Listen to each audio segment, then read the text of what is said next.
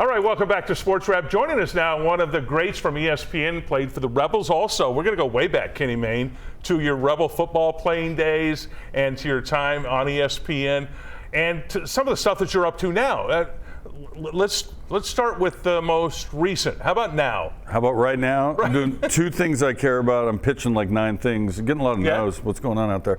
I have a podcast coming out in the fall under Smartless. It's me, Cooper Manning, the more handsome, intelligent, and funnier Manning. Manning, yes. And Kevin from The Office, whose real name is... Funny. His real name is Brian Baumgartner. Very good golfer, very funny guy, and it's called We Need a Fourth, and the premise is, like in golf, you need a fourth. We're going to Scotland for our kickoff. That's not a bad stop. The old course, the real deal. Yeah, Andrews? So we're St. Andrews. We're very excited about it. I got to play there one time, a long time ago at ESPN.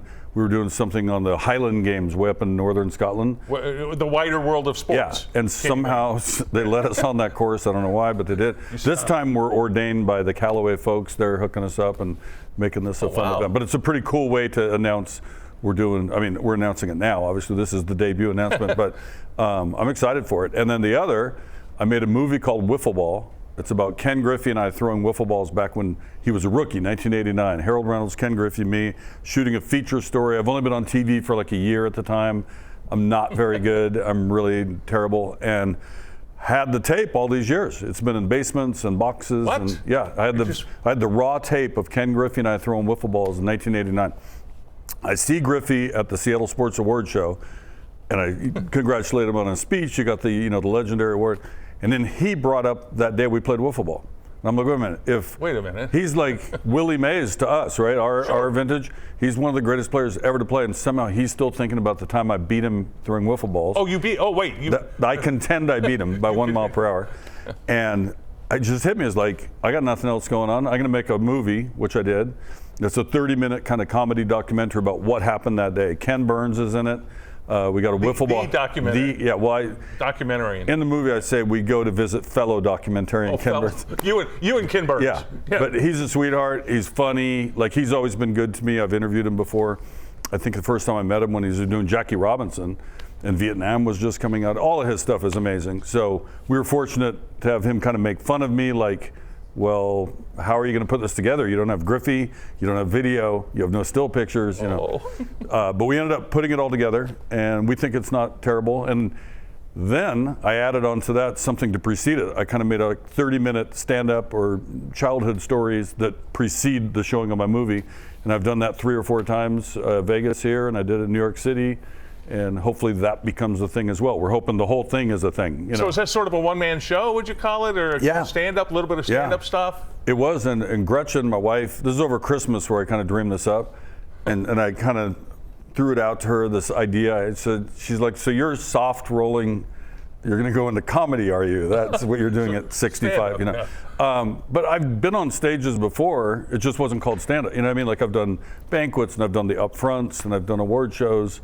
So that alone isn't the scary part. It's more like, can you consistently tell some stories and keep them going forward? Do it, develop it. You got a good clean 20 minutes or 30 minutes. I'm going to clean it up. She wants me to swear less. Swear less. Yeah. I want to be Nate Bargatze. I want to not swear once and still be funny. But sometimes it just feels like you need to say Tony Hinchcliffe. Not some Tony Hinchcliffe jumping in here. Okay, so you're doing this show. Composer's Room is one of the places that you're going to be out there doing it for locals and then take it on to next level is the plan for this? Well, my hope of hopes is we shoot this thing we're doing and somebody says, oh, that's a show, like that whole hour or that 70. These days you don't have to be, it could be 81 minutes. It can be whatever, right? Everything's whatever. In the old days, well, it's still like network TV, right? A half-hour show is really 22 minutes or 48 for the hour. So this is roughly an hour. Hopefully people like me telling about how I served in the Cub Scouts, falling in love with Mrs. Loomis, breaking my femur at age 11, which isn't funny on its own, but the telling of it is somewhat funny. It's good. And then I go on and show the movie. Well, ESPN, let's go back to your 27 years. Let's call it round up. Let's call it 3 decades at ESPN doing the 8 p.m. West Coast version. 11, you and Dan Patrick there. That's what most people, I think, will remember you for doing. But you had a dry, fun, I liked it, sense of humor that you shared with the viewers. Now, I assume that we're going to be seeing some of that stuff. Oh, for sure. I mean, that's, I think, how my my documentary plays out, is similar to like the fake football stories I used to do for Countdown or some of the other features. But at the same time, we really were trying to tell a story. It wasn't like a fake documentary. It was a real documentary that was done in a silly way. But we were trying to get to the truth. Did I beat him? Once we find out on tape, we can't figure that out. I hire a University of Washington professor to analyze the video. Like, so we kept going level by level. We got Pearl Jam music. They were nice to let us borrow a song. You're going all north. The head and the heart. The northwest. Yeah, do you know the head and the heart? So I wrote the credit song, and the head and the heart made it sound like a real song. So that was pretty cool. Okay, I got to hear it. But yeah, I think I've been doing the same thing forever. Like I always say, basically what I ended up doing for a career is what got me sent out in the hall in 5th grade. Like, what's the dumbest thing I can say right now, you know? And Mr. Bell had me in the hall most of that year. But yeah, I stuck with it.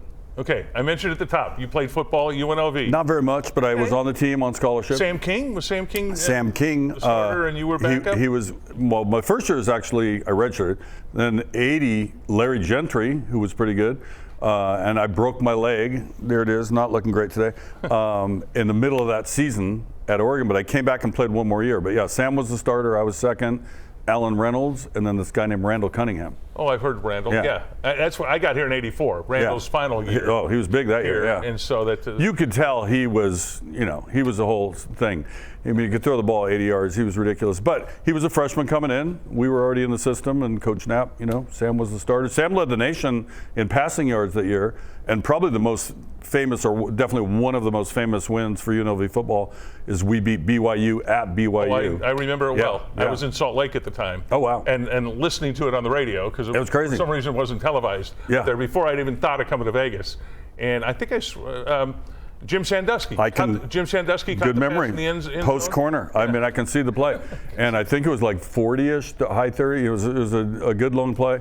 And it was amazing. I think we beat them 45-41. So they had Jim McMahon, who was injured, and along comes this other guy, Steve Young. Yeah. That was pretty cool. So, okay, what are you thinking, Rebel football now? I'm loving it. See what it's doing. I feel like it keeps graduating, right? Yeah. Each coach in the last 3 years has taken it to a different place. And making the attorneys pretty damn, they were that close, to really taking it over the top. But right now, college football is so insane. I can't figure out who's on what team, and are they going to transfer at halftime? And I'm fine with the free agency of it, honestly. Right. Coaches have been able to bounce around however they want. They're going to figure out. It's going to take a while to figure out what is it. What is reality? Because it keeps changing. You're supposed to be doing commercials on the name, image, and likeness. Then it became just pay for play. Here's $500,000. Don't hold. But to your original question, love the direction UNLV football is going. No, it is fun to see Dan Mullen, see what he can do here. Barry Odom did. He took off to Purdue for the big bucks. And even before that, Arroyo had taken him up here. Beating Reno. And then Odom, to another level. But I think it's going to be fun. And I hope to get some games. I went to one last year and a couple the year before. It's just coming across the country to make it. All right. You're up in Seattle now, are you? Well, actually, I have a place in Seattle and Connecticut. Oh, okay. My heart's in Seattle. Our last daughter's in college in New York. Okay. Gretchen ain't ready to, move 3,000 miles away. You're still used to Bristol area? Yeah, West Hartford. But I still love the West. I mean, Vegas, has a place in my heart. Seattle's where I grew up. I did some stuff for Caesars for a couple years after leaving ESPN. So I was in Vegas all the time the last few years, yeah. All right. Kenny, thank you for joining us. Thanks for having me. Good luck with your show. Good luck. We want to see you here in Vegas more often and have you back. I appreciate it. Talk Rebel football. Okay. All right. Thanks for joining us with Kenny Mayne. I'm Ron Futrell. More Sports Wrap right after this.